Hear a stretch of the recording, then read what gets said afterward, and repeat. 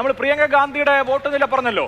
ആദ്യത്തെ റൗണ്ടുകളിൽ രാഹുൽ ഗാന്ധിയുടെ ലീഡിനേക്കാൾ കൂടുതലാണ് പ്രിയങ്ക ഗാന്ധിയുടെ ലീഡ്. പ്രിയങ്കരിയാണ് 3,64,000 മുകളിലേക്കാണ്. പ്രിയങ്ക ഗാന്ധിയുടെ കന്യാംഗത്തിൽ 4 ലക്ഷത്തിന്റെ വമ്പിച്ച ഭൂരിപക്ഷത്തിലേക്ക് പ്രിയങ്ക കടക്കുന്നതിന്റെ സൂചനയാണ്. എന്തായാലും പ്രിയങ്ക ഗാന്ധി രാഹുൽ ഗാന്ധിയേക്കാൾ മികച്ച പ്രകടനം കാഴ്ചവെക്കുന്നു. വയനാട് പാർലമെന്റ് നിയോജക മണ്ഡലത്തിൽ കന്നി മത്സരം ചേലാക്കി കളറാക്കി പ്രിയങ്കരിയായിരിക്കുന്നു ഇന്ദിര പ്രിയദർശിനിയുടെ കൊച്ചുമകൾ.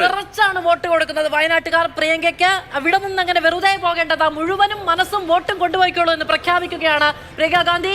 1,16,321 നോക്കി നിൽക്കുമ്പോൾ കൂടുകയാണ്. 2024 ആദ്യ റൗണ്ടിൽ രാഹുലിന് ലഭിച്ചത് 31,791 വോട്ട്. അത് 34,000 വർദ്ധിപ്പിച്ചു. ആദ്യ റൗണ്ടിൽ 2,209 വോട്ടിന്റെ ലീഡ് ലഭിച്ച വോട്ടല്ല ലീഡ്. അതായത് രാഹുൽ ഗാന്ധിക്ക് ആദ്യ റൗണ്ടിൽ 31,000 ലീഡ് ഉണ്ടായിരുന്നു.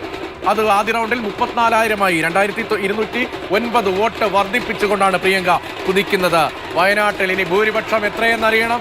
ഈ വോട്ടെല്ലാം പോൾ ചെയ്തിരുന്നെങ്കിൽ എന്താകുമായിരുന്നു എന്നുകൂടി ചിന്തിക്കേണ്ടി വരും. 4 ലക്ഷത്തിലേക്കാണോ പ്രിയങ്ക ഗാന്ധിയുടെ പോക്ക്? 4 ലക്ഷത്തിലേക്കാണോ എന്ന് നമ്മൾ കാത്തിരിക്കണം. വലിയ ഭൂരിപക്ഷത്തിലേക്ക് വയനാട്ടിൽ പ്രിയങ്ക ഗാന്ധി. അത് കോൺഗ്രസ് നേതാക്കൾക്ക് ആശ്വാസമാണ്. പോളിംഗ് ഒക്കെ കുറഞ്ഞപ്പോൾ അവരൊന്ന് അമ്പരന്നിരുന്നു. കാരണം 3 ലക്ഷത്തിന് താഴെ ഭൂരിപക്ഷം പോയാൽ അത് രാഷ്ട്രീയമായി ചില ബുദ്ധിമുട്ടുകൾ ചാർജുള്ള നേതാക്കൾക്ക് ഉണ്ടാക്കിയേനെ. പക്ഷേ ഇല്ല, പ്രിയങ്ക ഗാന്ധി വമ്പിച്ച ഭൂരിപക്ഷത്തിന് 4 ലക്ഷം തൊടുമെന്ന സൂചനയാണ്. 2019 70% വോട്ടും പ്രിയങ്ക ഗാന്ധിക്ക് എന്ന് രാഹുൽ റിപ്പോർട്ട് ചെയ്യുന്നു. അവിടെ നിന്ന് 70% വോട്ട് സ്വന്തം പോക്കറ്റിൽ.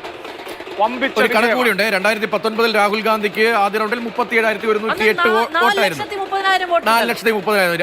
രണ്ടാമത് 3,75,000 ഭൂരിപക്ഷം കുറഞ്ഞ 24-ൽ 31,791. ഇതിന് രണ്ടിനും ഇടയ്ക്കാണ്, കൃത്യം മധ്യത്താണ്. അതായത് 4 ലക്ഷം 4,15 ലക്ഷം എന്ന ഒരു പ്രൊജക്ഷനിലേക്ക് പോകാൻ കഴിയുന്ന തരത്തിലാണ് ആദ്യ റൗണ്ടിന്റെ ട്രെൻഡ് സൂചിപ്പിക്കുന്നത്. ആദ്യ റൗണ്ടിലെ ട്രെൻഡ് അനുസരിച്ചാണെങ്കിൽ പ്രിയങ്ക ഗാന്ധിയുടെ ഭൂരിപക്ഷം 4 ലക്ഷം തൊടും. 4 ലക്ഷം തൊടും. ഏതാണ്ട് അതിന്റെ സൂചനകളാണ് വയനാട്ടിൽ നിന്ന് ലഭിക്കുന്നത്.